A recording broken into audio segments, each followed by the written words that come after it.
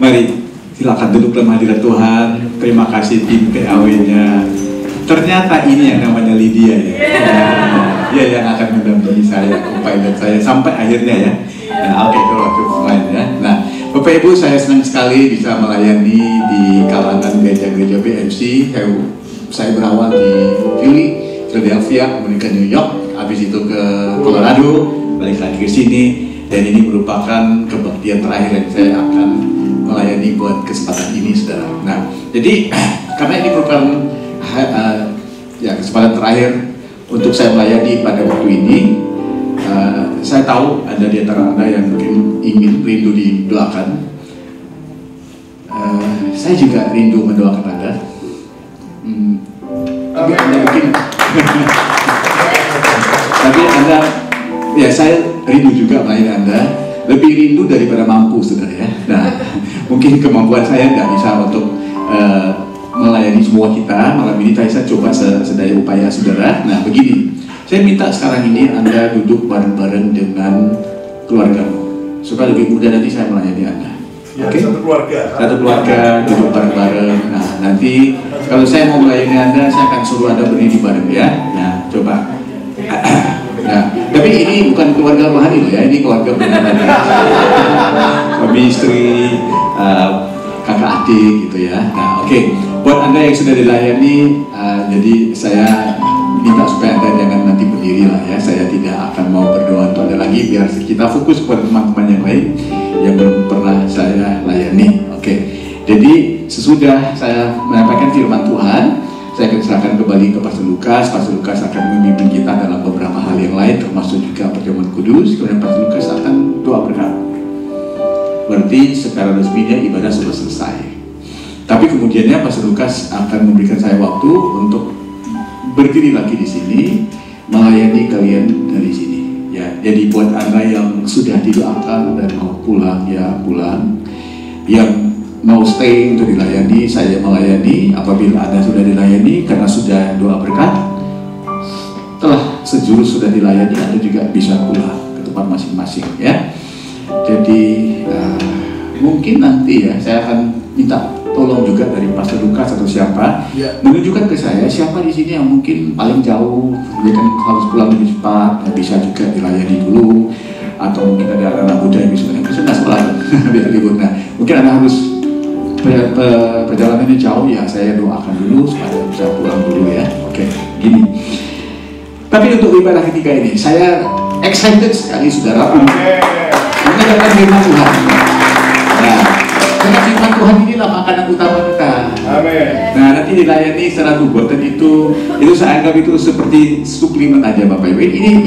Ini saya excited sekali untuk mengajarkan firman Tuhan. Kalau ketimbang pelayanan nubuatan dengan pengajaran, saya jauh lebih senang sekali untuk mengajar.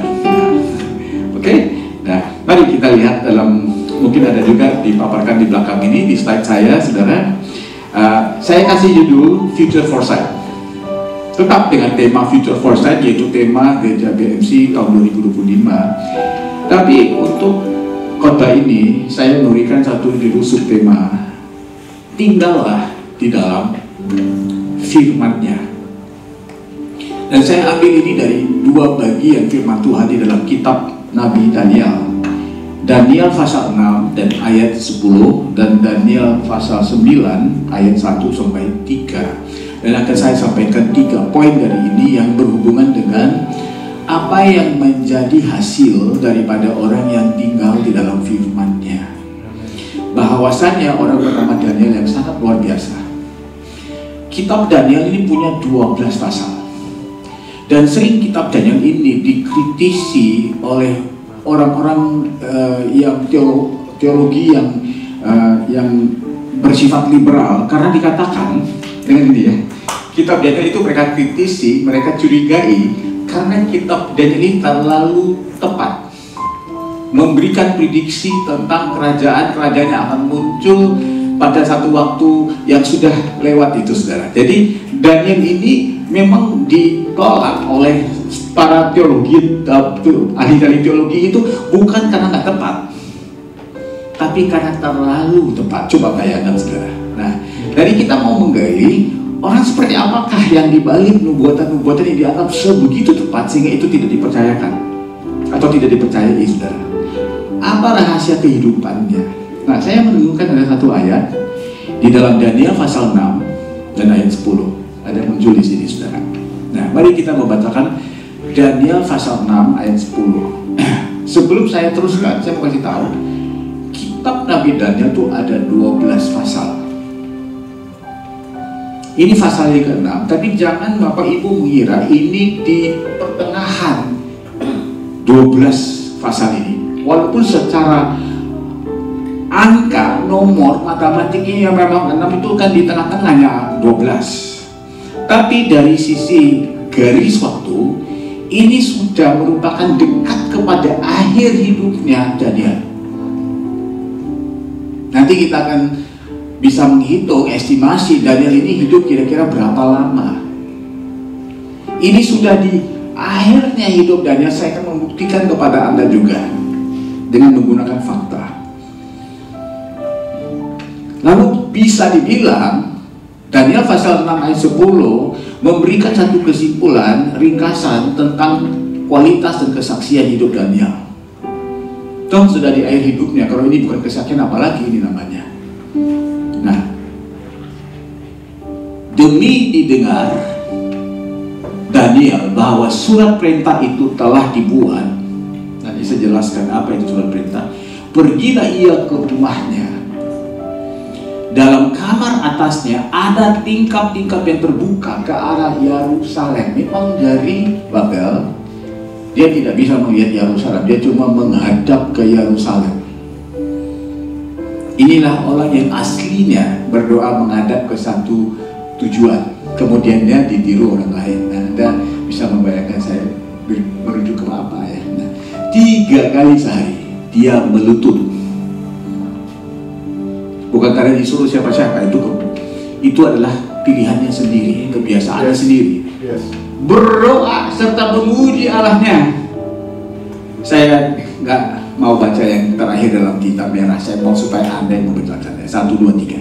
Seperti yang biasa dilakukan. Kurang sekali lagi. Seperti yang biasa dilakukan. Bagus ya, tapi kali terakhir. Coba 1, 2, 3. Seperti yang biasa dilakukan. Artinya Daniel bukan baru saja melakukan hal ini, bukan kemarin sore dia mulai melakukan hal ini, bukan juga tahun lalu dia melakukan hal ini. Sudah dari dulu lagi dia lakukan hal ini. Yang kalau orang sudah bertahun-tahun melakukan hal yang sama, tidak peduli itu musim apa atau kondisi apapun yang berada di sekitarnya dia, itu sudah dinamakan konsisten. Ya. Nanti saya akan membuktikan minimal berapa tahun dia sudah melakukan hal seperti ini. Tapi Bapak Ibu mesti sabar dengan saya, karena saya mau memberikan satu garis waktu dengan cepat. 12 pasal di dalam kitab Daniel. Sekali lagi, berapa pasal dalam kitab Daniel? 12. Ini pasal keberapa? 6. Nah, pasal ke-6 ini berlaku sudah hampir di akhir hidupnya Daniel. Berarti cara kitab Daniel itu disusun ada sedikit keunikan yang kita mesti mengertikan. Baru kita akan mengerti sepenuhnya konteksnya yang apa yang saya mau khotbahkan. Bahwa dia tidak tinggal di dalam firman Tuhan hanya sementara saja. Dia tidak tinggal dalam firman Tuhan pada sesuatu waktu saja, saudara.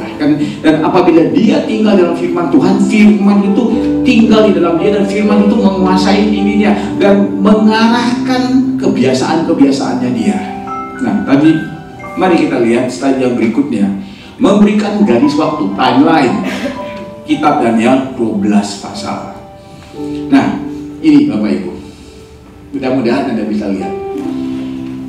Anda lihat yang warna oranye dulu ya, yang oranye dulu, saudara.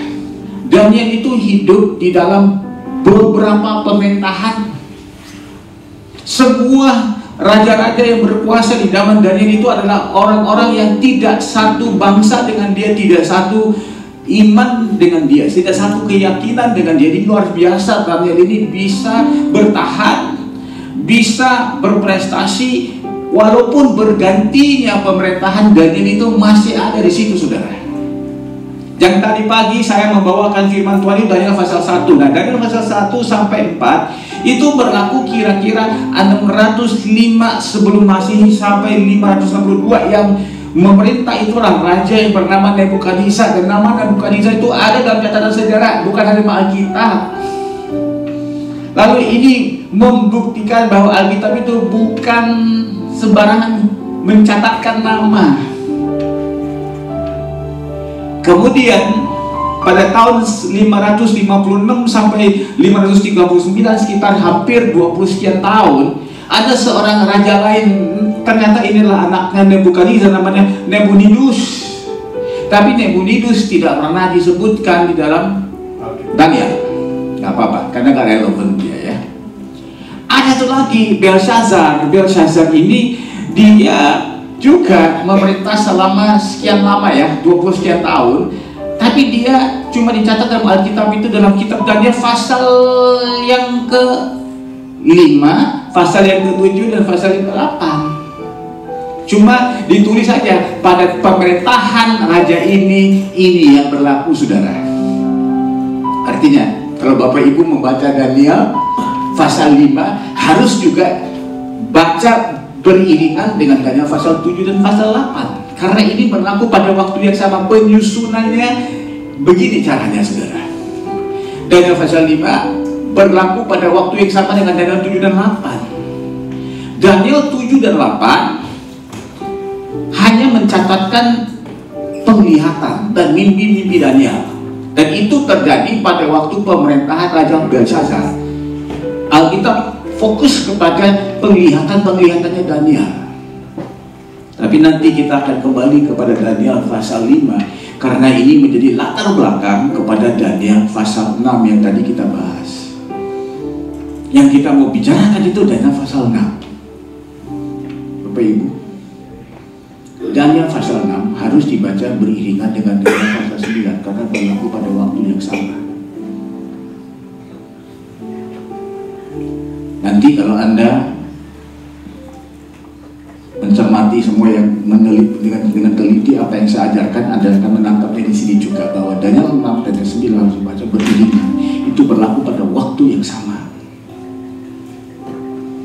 Jadi kitab Daniel ini disusun begini. Pasal 1 sampai 6 itu cerita-cerita, narasi, naratif. Daniel 7 sampai 12 itu penglihatan Daniel yang sebagiannya sejajar dengan beberapa pasal di dalam pasal 1 sampai 6. Karena itulah penyusunannya berbeda.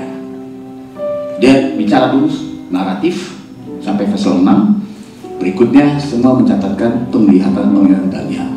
Tapi dengan pasal 1 sampai 6, 7 sampai 12 bukannya berurut semua, ada yang sejajar, overlapping, bertindih, saudara.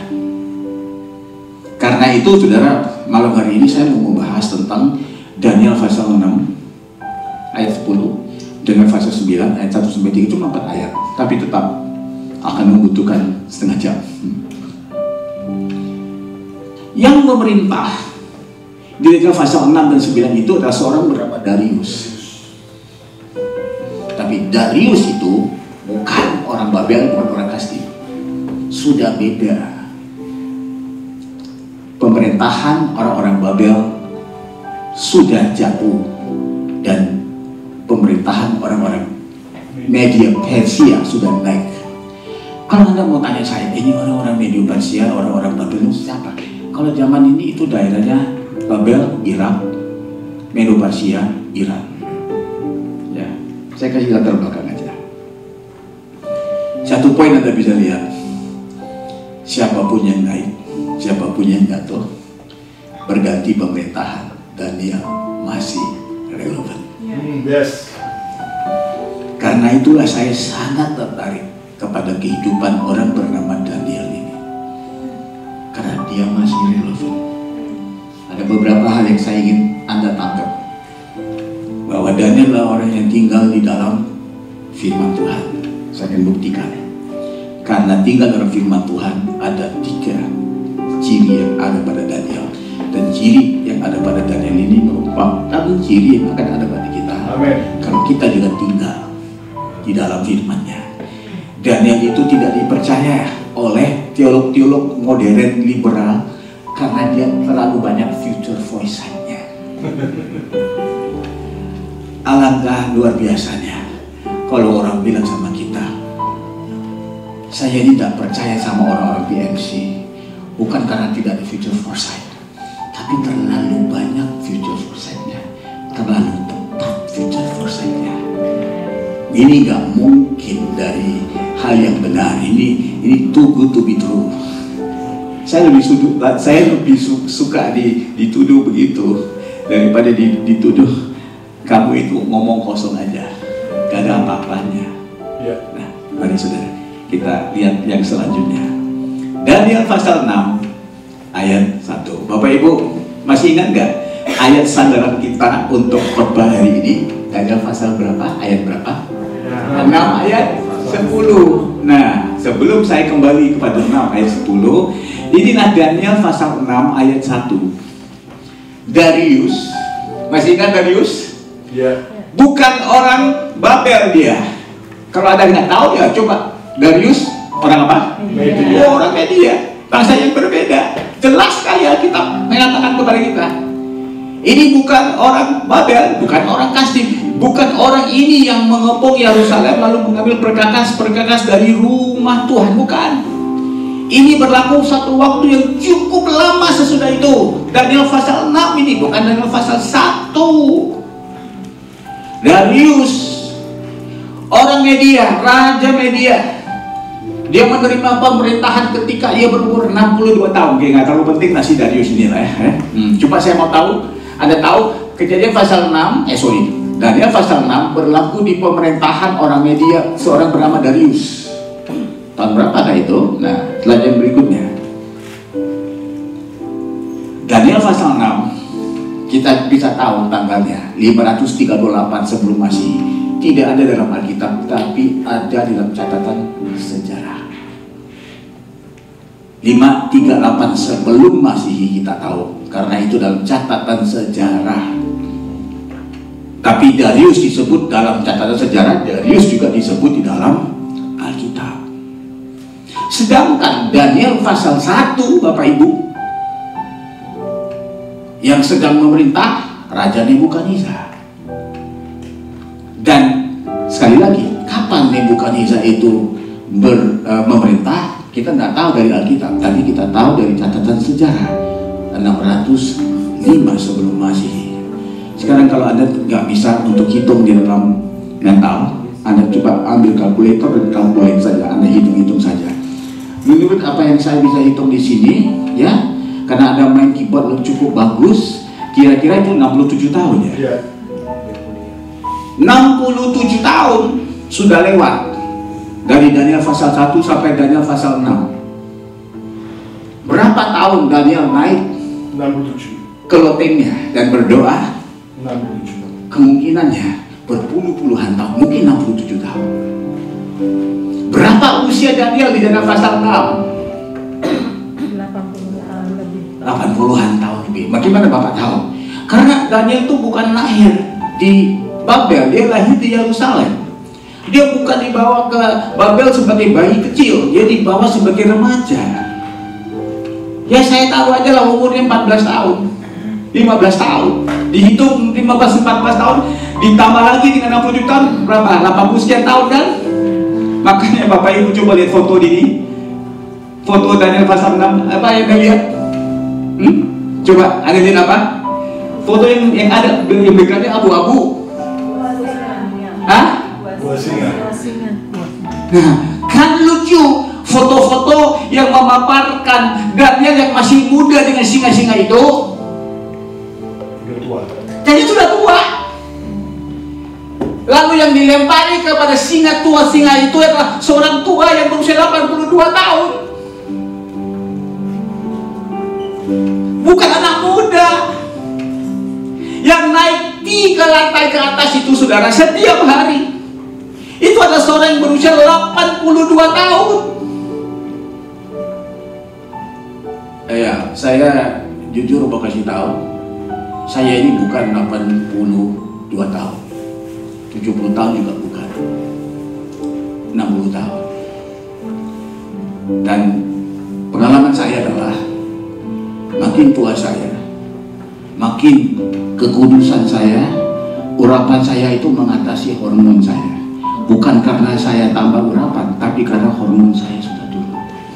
Waktu saya masih muda, oh ya, hormon mengatasi urapan itu pergumulan berat untuk saya hidup kudus.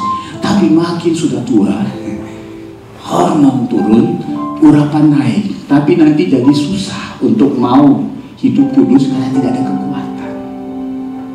Tapi orang ini karena dia punya kebiasaan, dia masih hidup kuat. Berganti musim, berganti raja, dia masih relevan. Yang saya mau kasih tahu Anda, kalau Anda tinggal di dalam firman-Nya, Anda akan selalu jadi relevan. Nah, latar belakang kepada Daniel pasal 6 ayat 10. Sudah tentunya latar belakang kepada Daniel pasal 6 ayat 10 mesti menyinggung sedikit Daniel pasal 5. Ayo lanjut. Daniel pasal 5, kalau tadi Anda ambil foto, nanti pulang ke rumah Anda bisa perhatikan lagi garis waktunya. Daniel pasal 5 itu belum lagi orang Medo Persia yang berkuasa, masih orang Babel. Bukannya Nebukadnezar, bukan Nabonidus, tetapi anaknya bernama Belshazzar.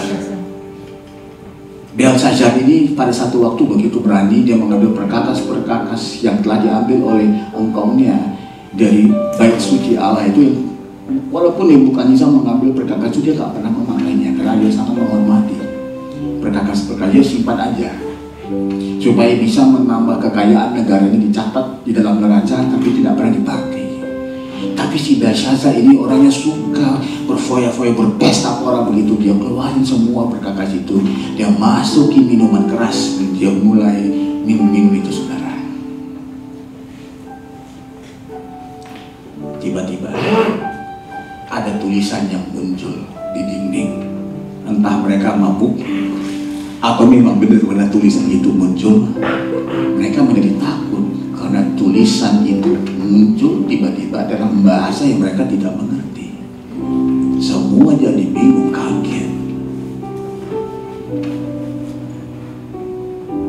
Dan mereka tidak mengertikan tulisan itu, mereka jadi penasaran.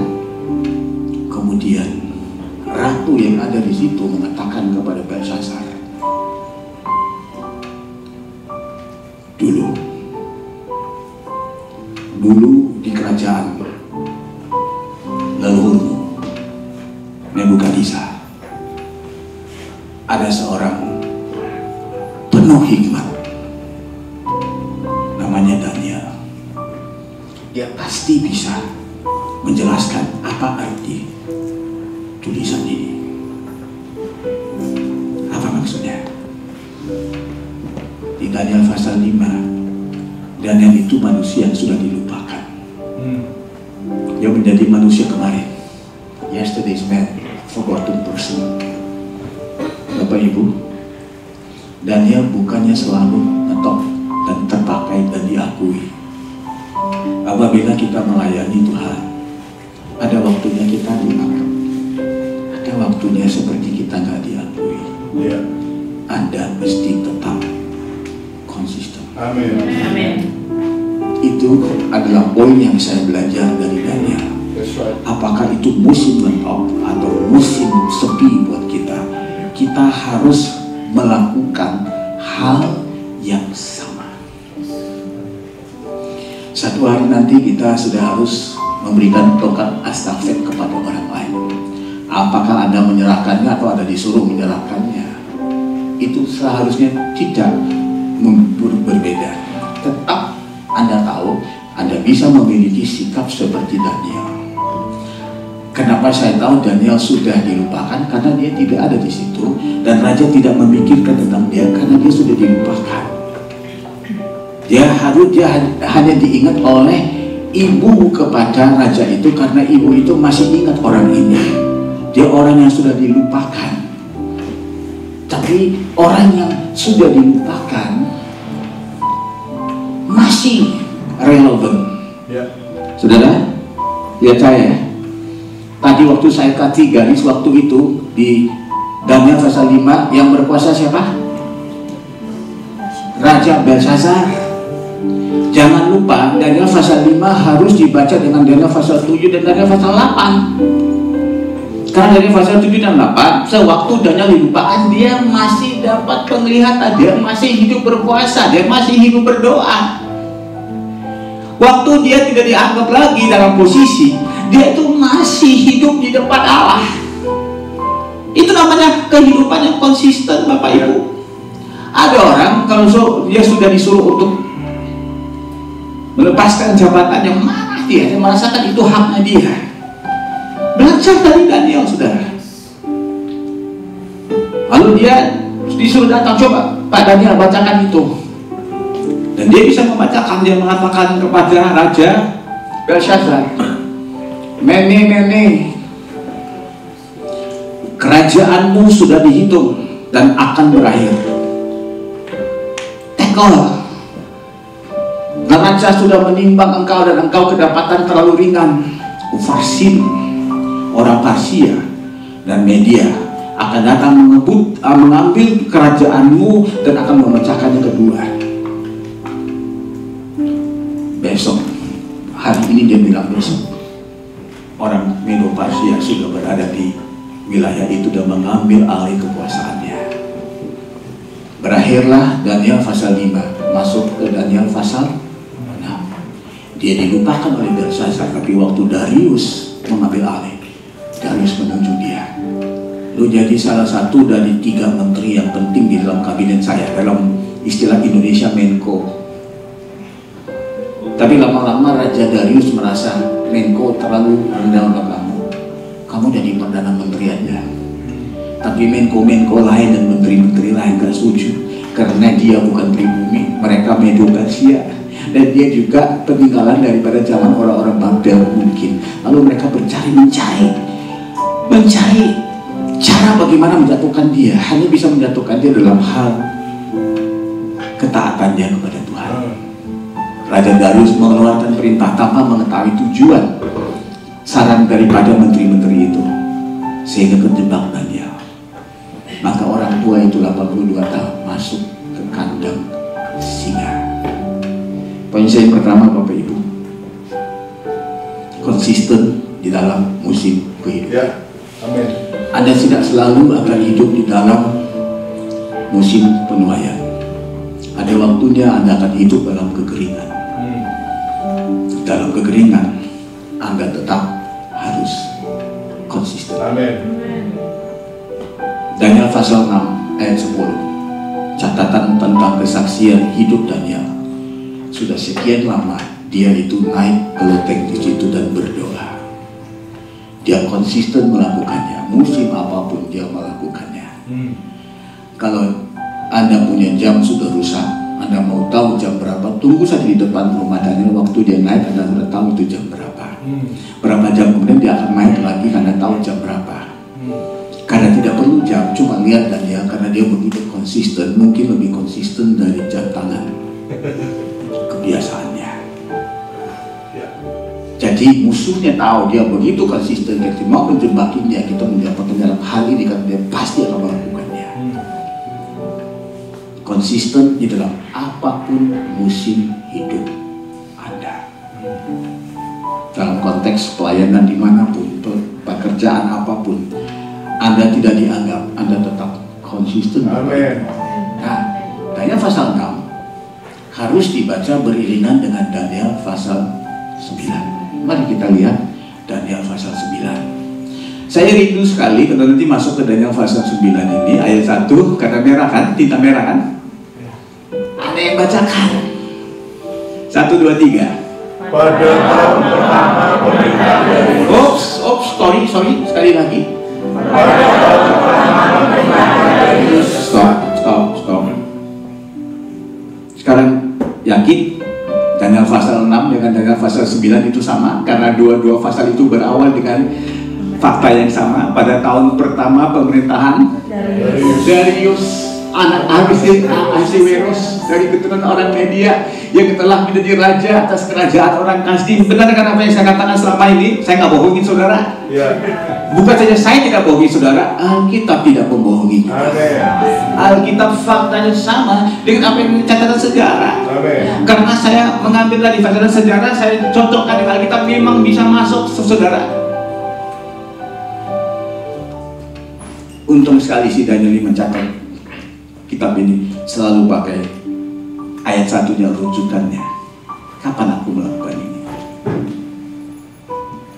Pada tahun pertama pemerintahan Raja Darius, apakah yang sedang dilakukan oleh Daniel? Dia menjadi pejabat loh. Dia 82 tahun pejabat yang berprestasi. Awalnya Menko, kemudian mau dijadikan Perdana Menteri. Di tengah-tengah kesibukan itu, manusia itulah yang tetap juga 3 kali sehari kembali ke rumahnya, naik ke atas lantai yang paling tinggi, membuka jendela menghadap ke Yerusalem dan berdoa. Pikirkan, manusia seperti apakah dia? Bukan karena ada sesuatu yang supra alami, tetapi ada sesuatu yang sangat biasa. Cuma yang bedanya, biasa menjadi kebiasaan, sehingga menjadi rutin yang berulang kali dilakukan. Anda mau berubah dengan cara berdoa saja mungkin sulit. Dengan cara coba minta didoakan tumpang tangan saja mungkin sulit. Dulu ada satu anak muda datang ke saya, umur 13 tahun, pasti sedikit sinting. Nanti Anda akan tahu kenapa saya bilang dia sinting. Dia suruh saya tumpang tangan atas dia, umur 13 tahun. Ya baguslah kalau mau ditumpang tangan. Tapi saya tanya dulu, untuk apa? Bapak jangan terlalu banyak bertanya-tanya, tumpang tangan saja. Saya mau tahu tumpang tangan untuk apa? Suruh Tuhan kasih saya 64 billion US dollar. Saya tidak tahu mau menangis kah, mau ketawa berguling-guling. Kamu percaya kalau saya tumpangi tangan atas diri kamu, dengan melakukan hal itu saja kamu bisa dapat 64 billion US dollar? Sekiranya itu benar, saya tidak akan tumpangi tangan saya atas diri kamu. Saya akan tumpangi tangan saya atas diri sendiri. Dan setelah saya tumpangi tangan diri saya, kalau masih ada sisanya, ini saya pegang dulu. Istri saya mau mendekat merangkul, saya tidak kasih, karena saya tidak mau memberikan apapun kepada dia. Saya mau kembali buat saya saja, saudara. Saya akan tumpangi tangan sehingga seluruh 64 billion US dollar itu sudah masuk ke dalam diri saya dan hidup saya. Semudah itu. Tapi di sisi yang lain saya juga mau nangis, marah-marah. Loh, kamu menghina saya. Kenapa urapan saya cuma 64 billion US dollar, nggak bisa saya 65? Bukan begitu dong. Jangan bicara 64 billion US dollar. 64 dolar aja Anda belum taat dan setia melakukannya. Coba kau lakukan itu selama 67 tahun. Coba deh. Emang dilihat ini hal yang biasa, tapi biasa menjadi kebiasaan itu jadi luar biasa. Hebat. No excuses. 82 tahun pejabat, sedang memerintah di dalam pemerintahan, satu lagi pemerintahan bangsa asing. Harus penyesuaian pun dia tetap melakukan sesuatu yang tidak pernah dia lewatkan. Kenapa? Karena dalam ayat 2 dia mengatakan, pada tahun pertama kerajaannya itu, aku Daniel memperhatikan di dalam kumpulan kitab. Saya berhenti di situ.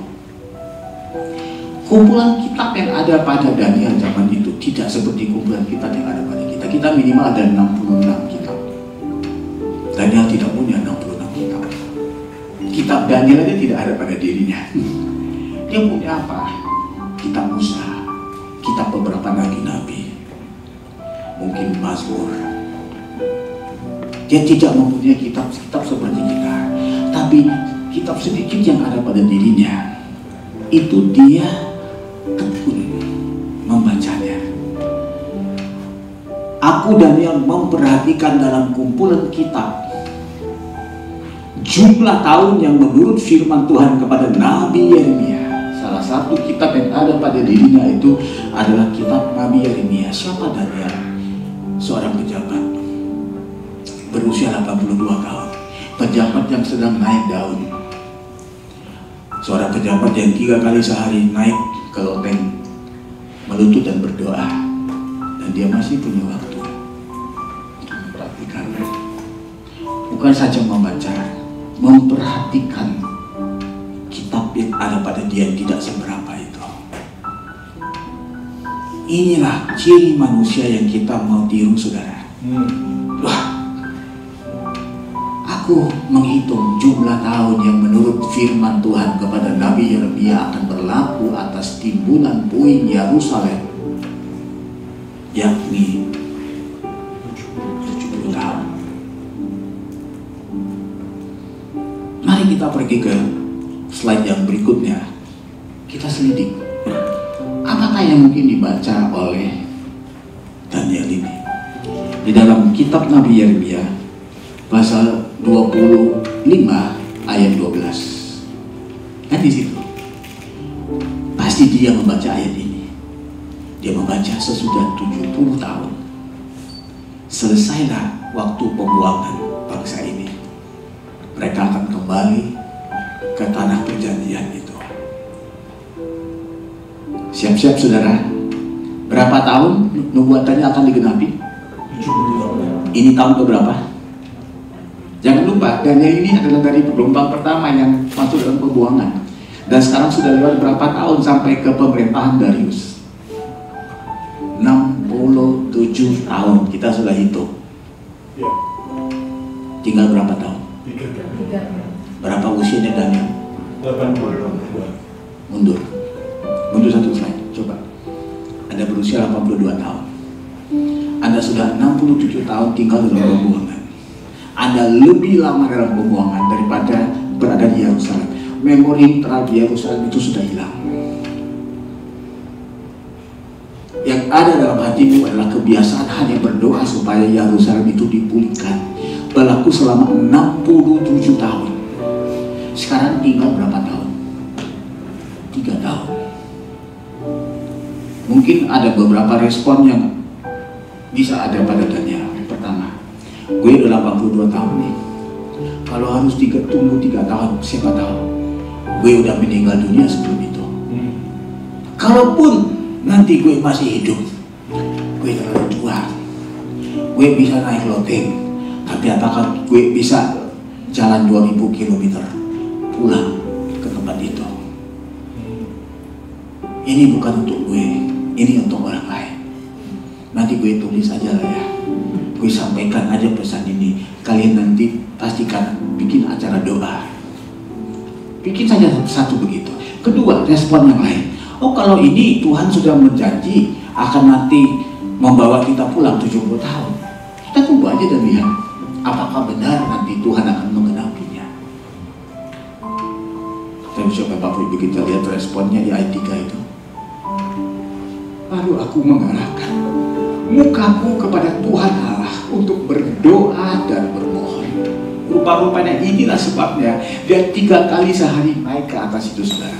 Bertahun-tahun itu yang dia lakukan. Aku berdoa dan aku memohon, aku bertabung, aku berpuasa untuk sesuatu yang mungkin tidak pernah aku alami. Tapi karena ini adalah kebenaran. Poin saya yang kedua, saudara. Daniel ini hidup. Mari. konsisten di dalam melakukan kebenaran. Kebenaran itu tidak efektif kecuali dilakukan. Anda mendengar, tidak melakukan, sama saja seperti Anda tidak mendengar dan tidak melakukan. Mendingan orang yang tidak mendengar tapi melakukan, tapi apakah bisa tidak mendengar melakukan? Tapi yang sia-sia itu orang yang mendengar tidak pernah melakukan. Ini dia responnya Daniel. Aku ini tidak mau kelewatan. Aku akan juga berdoa untuk hal ini berlaku karena ini kebenaran. Masih tinggal 3 tahun. Kalau 3 tahun aku harus terus habiskan ini, aku lakukan ini. Karena dia sudah lakukan itu selama 67 tahun. Seperti apakah hasilnya dan ciri dalam orang yang hidup tinggal di dalam firman Tuhan? Dia akan konsisten dalam segala musim hidupnya, apakah di gunung maupun di lembah dia konsisten. Kedua, dia akan konsisten melakukan kebenaran yang sudah dia tangkap. Dia tidak pernah akan melambat-lambatkan, dia tidak pernah akan menundanya, Bapak Ibu. Yang ketiga, mari kita lihat langsung nih. Daniel ini punya sejarah yang luar biasa. Seringkali kalau ada saja orang yang mengalami bentrokan. Sekarang saya punya gaya baru ya, Pak. Bapak namanya siapa? Jimmy. Ya, saya kasih tahu gaya baru saya ke Bapak aja. Saya nggak mau kasih tahu mereka ya. Ada orang suka WA sama saya, Pak, saya butuh satu pernyataan dari Tuhan. Ayo dong kita puasa 21 hari bareng-bareng. Kok saya cuma mau pernyataan dari Bapak? Saya ajak kita bareng-bareng puasa. Loh, Anda mau pernyataan dari saya, tapi saya ajak juga ikut puasa karena kamu ingin saya sampaikan pesan Tuhan. Saya 21 hari juga puasa sama kamu. Kamu tidak melihat saya mau jalan sama kamu. Harus puasa, Pak? Iya, harus. Dan saya ajak mereka. Mari kita renungkan kitab Daniel pasal 1 sampai 12 selama 21 hari. Pelan-pelan saya kasih kamu renungan. Biasanya sudah 21 hari, Pak, mereka nggak minta dari saya apa-apa pernyataan lagi. Pak, saya sudah tahu apa yang Tuhan mau saya lakukan.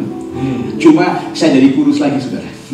Karena 21 hari harus puasa dengan dia. Lain kali kalau ada yang kontak saya, siap-siap aja ya, 21 hari pakai puasa. Dan baca kitab Daniel. Kitab ini sudah banyak kali saya baca karena begitu banyak permohonan. Saya nggak mau kasih langsung ke kamu. Ya marilah saudara kita baca kitab Daniel. Daniel ini luar biasa.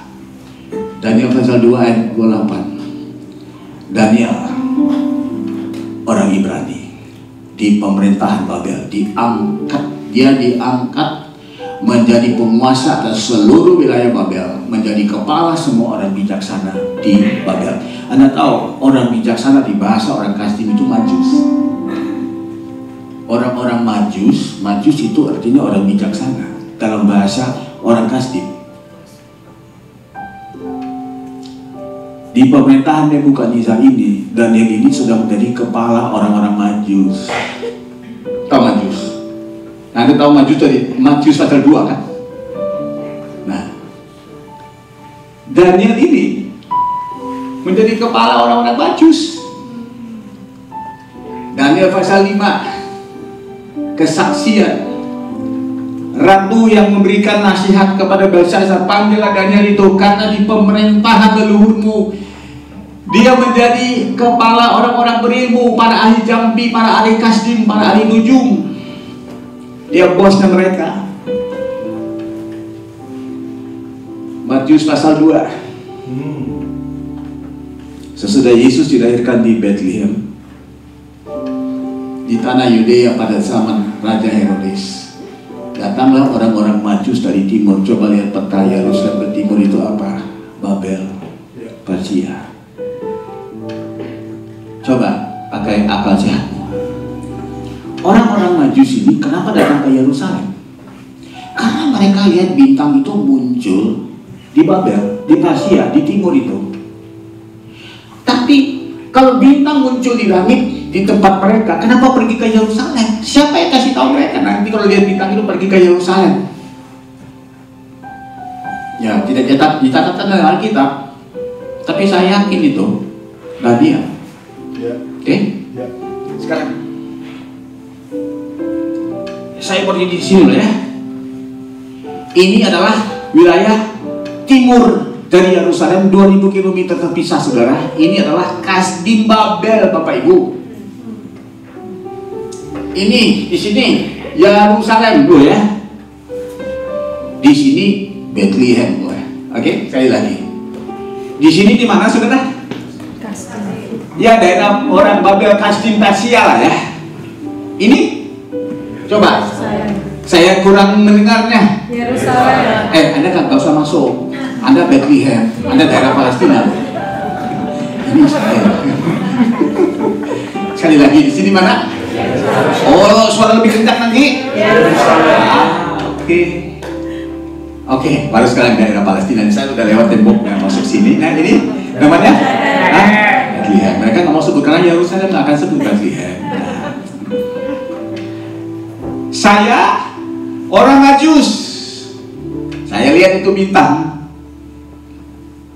530 tahun sesudah si Daniel sudah meninggal, 530 tahun kemudian saya lihat bintang. Mana Yesus sekarang? Yesus bersama dengan Yusuf Maria di mana mereka? Kok saya pergi ke Yerusalem?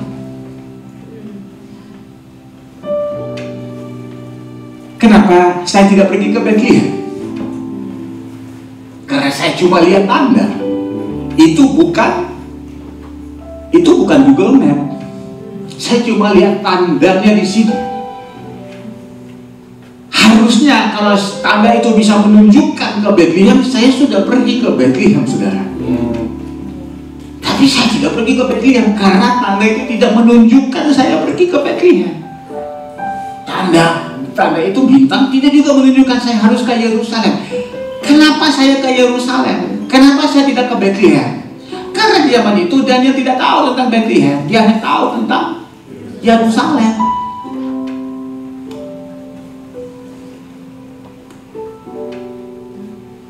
Tapi luar biasa, Daniel sudah meninggal 530 tahun sesudah itu.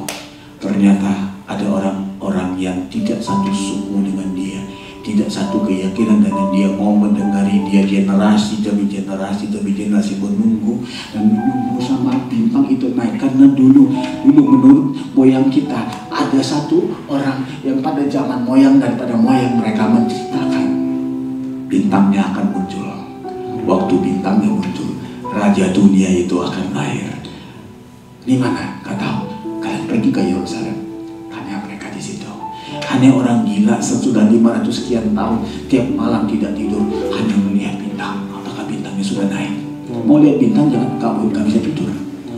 Gara-gara ada satu orang yang pengaruhnya luar biasa bernama Daniel. 530 tahun sudah dia meninggal, orang masih mau mendengarkan kata-katanya. Itu Bapak Ibu namanya influence.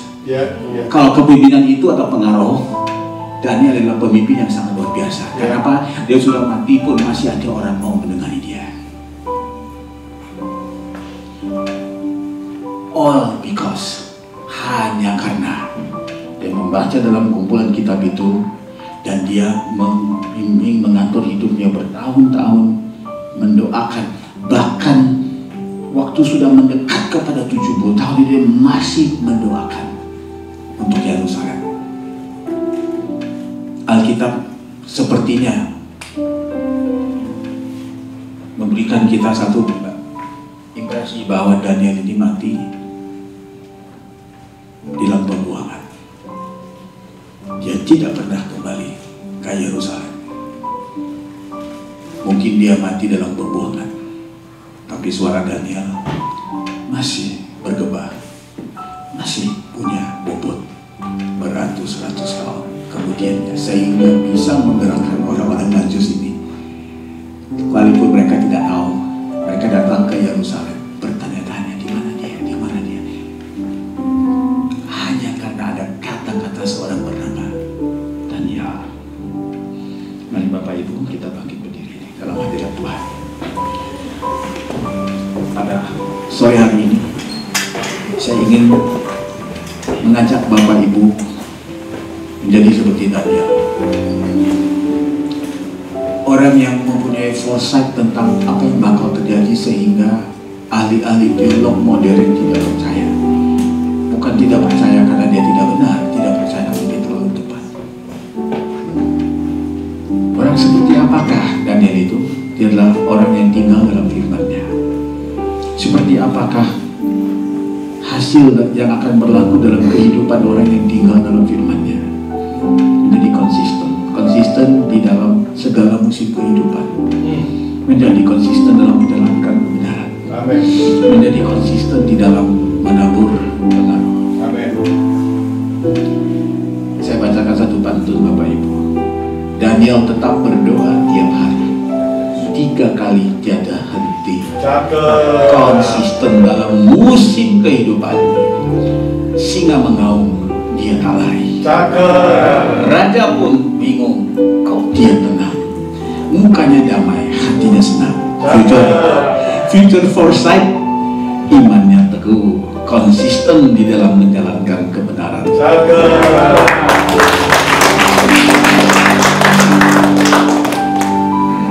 Sedikit catatan. Mari kita lihat yang terakhir ini ada 5 catatan. Kalau Anda mau fotoin boleh, saya minggir dulu. Perkataan Yeremia dan doa Daniel melampaui harapan mereka.